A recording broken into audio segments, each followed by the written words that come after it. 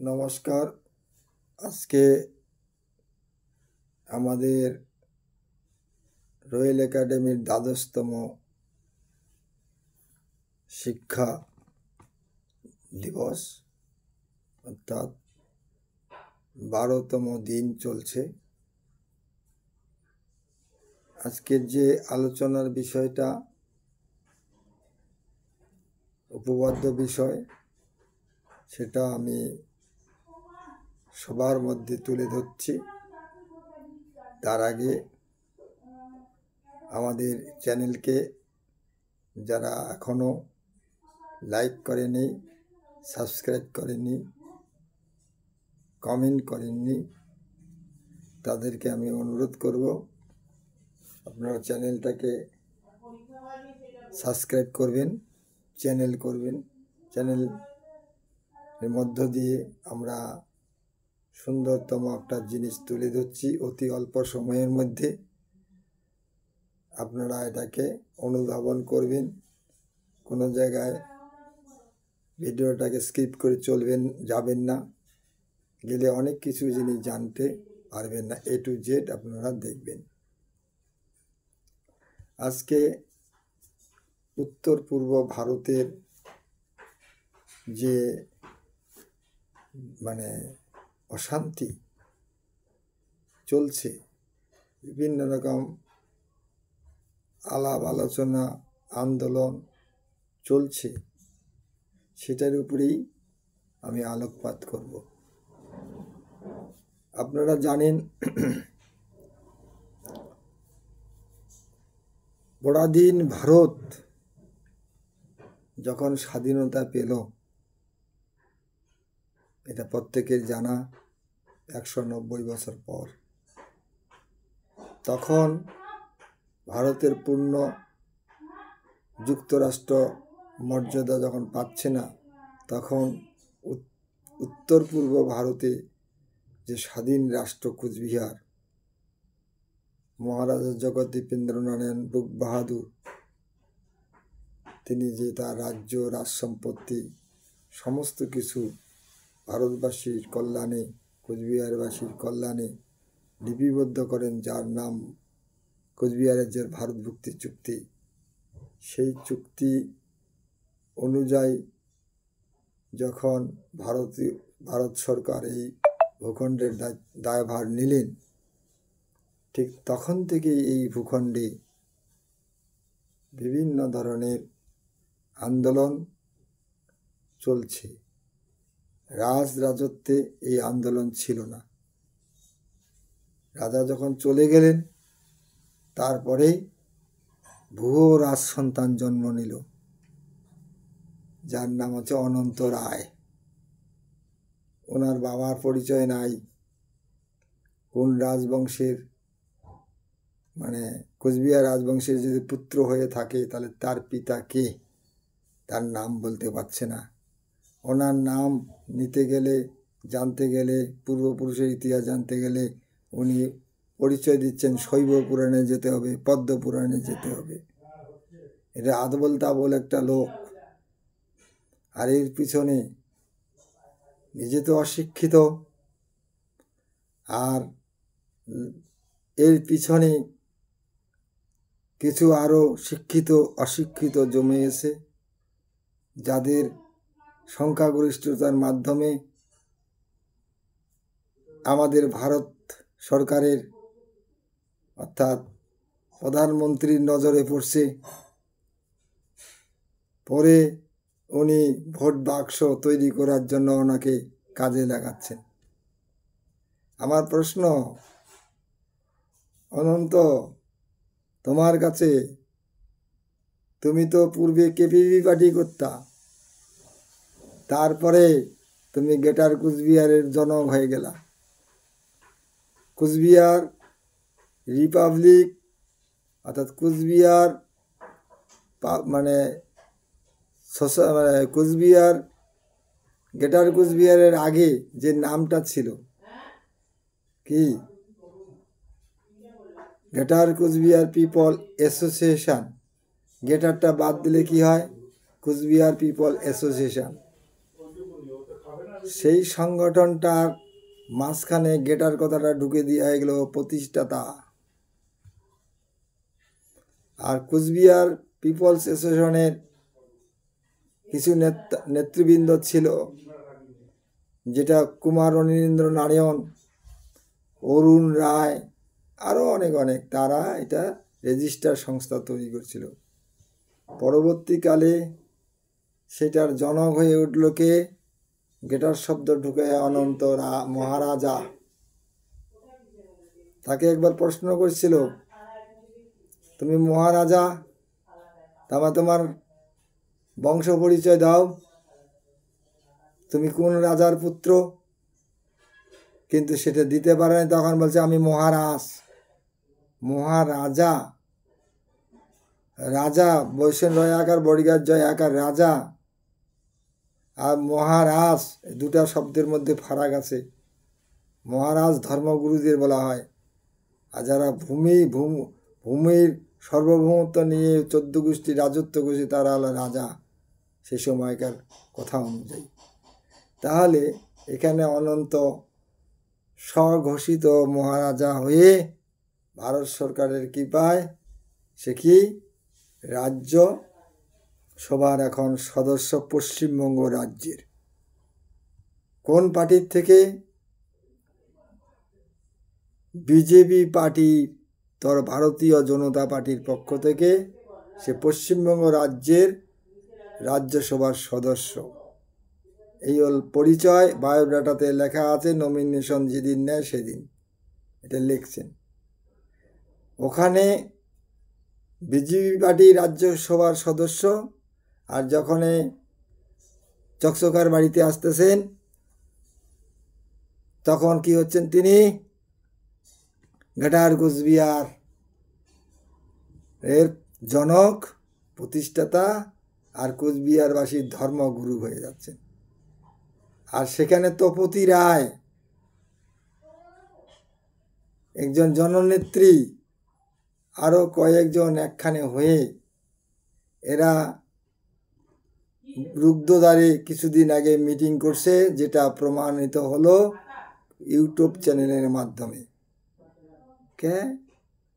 এখন কেন একত্রিত হলো?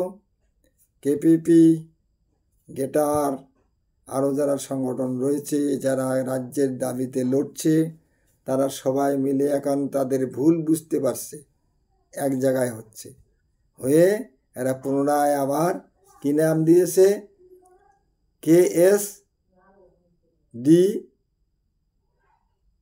কেএসডি একটা নাম দিছে, নতুন একটা নাম দিছে। সেদিন পেপারে দেখলাম, দিয়ে এরা আন্দোলন করতে চাচ্ছে। আরে আইন বোঝো আগে। সব অর্বাসীনের দল একখানে হয়েছে, 28টা 30টা পার্টি একখানে হয়ে এরা রাজ্য বানাতে চায়। অতুল বাবু তো মারা গেলেন, নিখিল বাবু জীবিত আছেন। ইনি একজন পণ্ডিত ব্যক্তি, লেখাপড়া জানেন, মাস্টারি করছেন, ইনি বুঝে সুঝে কথা বলেন। আর বাকিগুলা লেখাপড়া ওই রকমই করছে, যার ফলে এদের গুণগত মানটা এমনই নিচে, যেটা ভারত যুক্তরাষ্ট্রের পরিকাঠামো সম্বন্ধে ধারণা নাই। যেমন 1949 সালে হিত সাধনী সভা প্রথম গঠিত হয়, তারপরে এরই নাম হলো পরবর্তীকালে উজ্জাস। আলিপুরে বিরাট আন্দোলন হয়েছিল। এই উজ্জাসের আন্দোলনের পরে আন্দোলন শুরু হলো উত্তরখণ্ড। উত্তরখণ্ড ভাগ হয়ে কেপিপি হলো। কেপিপি 3টা টুকরা হলো, একটা অতুল বাবু, একটা নিখিল বাবু, আর একজন জঙ্গলের মস্তান, যিনি এখন বৃদ্ধ বয়স, রক্তে গরম নাই, এখন সে সরকারের অধীনে আইন মোতাবেক বন্দী হয়ে আছে। নাম বলতে চাই না, সবাই জানেন, মাঝে মাঝে গল্প করেন, টিভি চ্যানেলে বিভিন্ন জায়গায় বক্তব্য দেন। এই কিছুদিন আগে দিয়েছেন। কারণটা কি? কারণটা এখন সে বৃদ্ধ, তার বৈপ্লবিক চেতনা ভাবা নাই, যার ফলে এখন কি হচ্ছে? বাধ্য হচ্ছে আইনের কাছে আসতে। তাহলে প্রথম দিকে কেন করলে না তুমি? প্রথম দিকে কেন এখন গেটারের কথা বলতে হচ্ছে তোমাকে কেন? কারণটা একটা, কোচবিহার রাজ্যের মার্জার এগ্রিমেন্ট ভিত্তিক লড়াই না করে নতুন নামকরণ দেওয়া শুরু করছে, কামাতাপুর রাজ্য ভাষার ভিত্তিতে। প্রশ্ন করি তোমাদেরকে ভাই, কোচবিহার মহারাজা যখন ছিল তখন কোন ভাষায় চলছিল রাজ্যটা? আমরা ভাষাবিদ নই, আমাদের রাজ্যের লড়াই। 1949 সালে যে রাজ্য মানে ব্রিটিশের কবল থেকে মুক্তি মানে এমনি স্বাধীন ছিল, স্বাধীনতার আইনের 7-1 ধারা মতে ভূখণ্ডটা ফিরে পাইল। দক্ষিণ দিনাজপুর থেকে অবিভক্ত গোয়ালপাড়া যেটা যে গ্রেটার কোচবিহার ল্যান্ড নামে পরিচিত, সেটা গ্রেটার কোচবিহার পিপল অ্যাসোসিয়েশন একটা সংগঠন তৈরি হলো। সেটা তো রাজ্য নয়, গ্রেটার কোচবিহার ল্যান্ড। ওটা সম্পূর্ণ বৃহত্তর কোচবিহারের ল্যান্ডটাকে কোচবিহার স্টেট নামে মার্জার এগ্রিমেন্ট হয়, যেটা কোচবিহারি মহারাজা নিজে করে গেছেন। সেখানে কি শুধু রাজবংশীর কথা বলছে না 36 জাতির মানুষের কথা বলছে? তাহলে এই সমস্ত অর্বাচীন নেতাদের পিছনে কিছু লোকজন আছে, তাই সরকার কি করছে? এদেরকে গাও সত্যাচ্ছে, বংশীবাবুর গাও সত্যাচ্ছে, অনন্তজির গাও সত্যাচ্ছে। আর এই গাও সত্যানি দেখে আরও যারা হয়ে গেছিলো, রিজেক্ট হয়ে গেছে, যার ব্যানারগুলো ধরে আছে, তারা এবার জোট হয়েছে। আরে জোট হলে কি পাওয়া যাবে? আইন কথা বলবে। এই যে 88 লোকসভা নির্বাচনে তোমরা নির্বাচন করলা, কাকে ভোট দিছ? জোটবদ্ধ করে হয় বিজেপিকে ভোট দিছ, না হলে তৃণমূলকে ভোট দিছ। কই তোমরা তো নিজেরা কোনো প্রতিবাদ জানাও নাই। সেখানে কোচবিহার রিপাবলিক সোশ্যালিস্ট পার্টি একক শক্তিতে সমগ্র বৃহত্তর কোচবিহার ল্যান্ডের যে জায়গা, সমস্ত জায়গায় যেখানে যেখানে তাদের শক্তি ছিল, সাংগঠনিক পরিকাঠামো, সেখানে গিয়ে তারা প্রতিবাদ জানাইছে আর গভর্নমেন্টকে জানাইছে এখানে 2টা ভোট হচ্ছে, একটা রাজ্যের দাবিতে আর একটা হচ্ছে রাজ্যটাকে জেলা বানিয়ে বিভিন্ন পার্টির দাদারা ভোট করছে।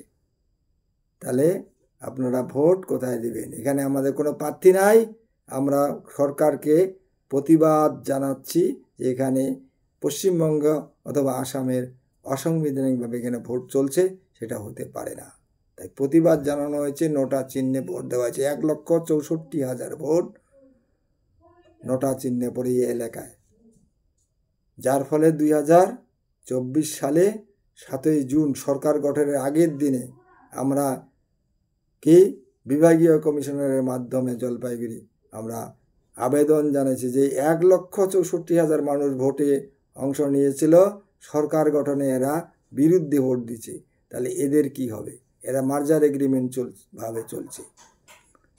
তাহলে এদের পাওনা বুঝে দেওয়া হোক। এরা ভারতবর্ষের বাইরের লোক নয়, এরা ভারতবর্ষের ভূমিপুত্র কোচবিহার রাজ্যের। যে কোচবিহার রাজ্যকে নিয়ে ভারত যুক্তরাষ্ট্রের পরিকাঠামো হয়েছে, সেই আইনি লড়াইটা নিয়ে না লড়ে আমার তপুতি দিদি উদ্ধদারে মিটিং করতে গেছে। আইন বোঝো না তুমি? আইন ছাড়া পাবে? আন্দোলন করতে পারো, রেল রুখতে পারো, বহু কিছু করতে পারো, কিন্তু সমস্যা হবে সমাধান হবে টেবিলে। টেবিলটার জন্য কে যাবে? টেবিলটার জন্য আইনি পরিষদ অপেক্ষা করছে, তার দল কোচবিহার রিপাবলিক সোশ্যালিস্ট নিয়ে। তাহলে ভাবনা চিন্তা স্তরটা উন্নত জায়গায় নিয়ে যাও। এই অনন্ত, তুমি আজকে রাজ্যসভার সদস্য, তোমার পাশেই তো রাষ্ট্রপতি থাকে, কই ওখানে বাঙ্গি ফাটাতে পারো না? কতদিন হলো তোমার? কতদিন হলো রাজ্যসভার সদস্য হওয়া? আইন মোতাবেক রাজ্যটা হবে, বেআইনিভাবে নয়। তোমার ক্ষমতা নাই তুমি রাজ্যটা বানাও বেআইনিভাবে, আইনভাবে। তাহলে তোমাকেও একদিন আসতে হবে আইনের দ্বারে, আইনের বাইরে নও। অতএব পুরানা কথা ভুলে গিয়ে আইন পরিষদের ব্যানারে সবাইকে আসতে হবে, তবে রাজ্য তোমাদের হাতে আইন মাফিক আসবে, নাহলে সম্ভব না তোদের। পরিষ্কার কথা বলে দিলাম, সম্ভব না। আইনের বাইরে নয়, আইন অনুযায়ী রাজ্য, এটা মনে রাখবে। ফলে ওই রুদ্ধদ্বারে মিটিং, রেল আটকাইলাম বংশীবাবু, অমুক করলাম তমুক করলাম, আরে সরকারের পিঠ খান ছাড়ি দিয়া ক্ষমতা থাকলে আইন মাফিক চলো, তাহলেই বুঝতে পারবে। আমরা রিপাবলিক সোশ্যালিস্ট পার্টির পক্ষ থেকে আমরা আইন মাফিক লড়ছি। কারা? আইন পরিষদের মাধ্যমে যে দলটি চলছে। অতএব ভোটের সময় টাকা গুনো, ভোট দাও বিজেপিকে, ভোট দাও তৃণমূলকে, আর এদিকে যখনই ভোট চলে গেল তখন আন্দোলনে নামে যাচ্ছে। আর এর জন্য যারা বিরোধী দলের নেতারা রয়েছে তারা কি করছে? তারা ব্যঙ্গাত্মক কথা বলছে, এদেরকে পয়সা হলেই কেনা যায়। তাহলে ভাবতে হবে, সুবিধার চর্চা বাদ দিয়ে অসুবিধার চর্চা করো, তবেই সম্ভব। হ্যাঁ, তোমাদেরকে যাতে বেআইনিভাবে গভর্নমেন্ট হ্যারাসমেন্ট করতে না পারে তার জন্য আইন পরিষদ আছে। 2010 সালে আইনি পরিষদ তৈরি হয়, তারপর থেকে কেপিবি বন্ধুরা বলতে পারবে না যে তাদের নামে রিঅ্যারেস্ট প্রথাটা বন্ধ হয়ে গেছে। তা না হলে জেলখানার ভিতরে থাকতে থাকতে আর একটা মামলা এসে হাজির, তাকে জামিন দেওয়ার সঙ্গে সঙ্গে আবার রিঅ্যারেস্ট হচ্ছে। সেটা কি এখন দেখাতে পারবে? পারবে না। কে করছে এই কাজটা? কোচবিহার রিপাবলিক সোশ্যালিস্ট পার্টির জনক, এবং আইন পরিষদের প্রতিষ্ঠাতা। ভাবতে হবে আপনাদেরকে। আইনের দিক থেকে অর্বাচীন জন্য আজকে এতদিন সময় লাগতেছে। আইন অনুযায়ী সংখ্যাগরিষ্ঠ করো, টাইম লাগবে না রাজ্য বানাইতে। রাজ্য বানানো আছে, সেটা শুধু শাসন চালাতে হবে। অতুলবাবু মারা গেছে, জীবিত থাকলে আমি বলতাম, উনি 2009 সালে যে মেমোরেন্ডামটা জমা দিয়েছিল কমিশনার সাহেবের কাছে, কি লিখছে? মার্জার এগ্রিমেন্টের কথা। আমি ওনাকে প্রশ্ন করছিলাম যে অতুলবাবু, মার্জার এগ্রিমেন্টের কথা লিখলেন, তা আপনার তো লড়াই কামতাপুর রাজ্য, কামতাপুরের জন্য তো মার্জার হয় নাই। উত্তর দিতে পারে নাই। সেদিন থেকে তিনি আর বাইরে যান নাই মিটিং করতে। তাহলে বুঝতে হবে, তার ছাওয়া এখন নাকি আন্দোলন করছে, সংগঠনে পার্টির নেতৃত্বে আসছে। আরে সুবিধার চর্চা করলে সম্ভব নয়। এখানে ভাবতে হবে, একদিকে নেতাজি, একদিকে গান্ধীজি স্বাধীনতার লড়াই করছিল, একখানেই তো ছিল, তারা আলাদা হয়েছিল কেন? আলাদা কেন হয়েছে? মতের মিল ছিল না, মতানৈক্য। কারণ গান্ধীজি তোষণ নীতিতে চলছিল, সুবিধার চর্চা করছিল, ব্রিটিশের কাছে সহযোগিতা নিত। কিন্তু নেতাজি তা নেয়নি, আপোষহীন দ্বারার যোদ্ধা। অতএব যারা এই যে একখানে হয়েছে তোমরা, তোমাদেরকে বলছি, তোষণ নীতি করে কোনোদিন রাজ্য পাবে না, ওটা বাদ দাও। সরকারি নীতিতে তোমরা পরিচালিত, অর্থাৎ সরকারি বেতনভোগী তোমরা, ওগুলো বাদ দাও। বাদ দিয়ে সঠিক আইনি লড়াই করো। আগামী দিন কোচবিহার রাজ্য উইল মাস্ট বি রিটার্ন আবার Cooch Behar state today or tomorrow. Clear? ভালো করে আজকের ক্লাসটা দেওয়ার উদ্দেশ্যই হচ্ছে তোমাদের চেতনা দেওয়ার জন্য, আর বিশ্ববাসীর কাছে তোমাদের মুখোশটা তুলে ধরার জন্য। ফাজলামির একটা সীমা আছে, সেই সীমা অতিক্রম করলে তার সাজা পাইতে হবে।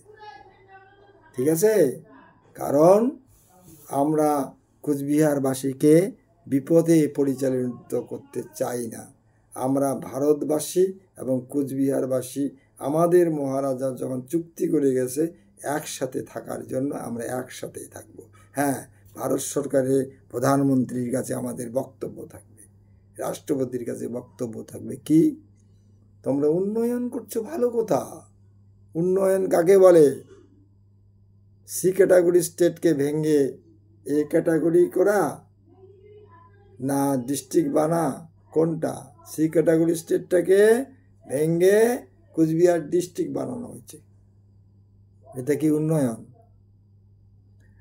আমরা দাবি রাখছি সি ক্যাটাগরি স্টেটটাকে এ ক্যাটাগরি স্টেট বানিয়ে একটা পূর্ণ বিধানসভা গঠন করে দিতে হবে দক্ষিণ দিনাজপুর থেকে অবিভক্ত গোয়ালপাড়া পর্যন্ত। এবং আগামী 26শে নভেম্বর ভারতবর্ষের সংবিধানের জন্মদিন পালন করতে চলছে কোচবিহার রিপাবলিক সোশ্যালিস্ট পার্টি। সবার নিমন্ত্রণ থাকলো তোমাদের। প্রত্যেকটা বুথে বুথে, প্রত্যেকটা ব্লকে ব্লকে, প্রত্যেকটা ডিস্ট্রিক্টে, সারাউন্ডিং এলাকার মধ্যে ভারতের সংবিধানের জন্মদিবস পালন হবে, যেটা জন্মলগ্ন থেকে আইনি পরিষদ পালন করে আসে তার পার্টি কোচবিহার রিপাবলিকের মাধ্যমে।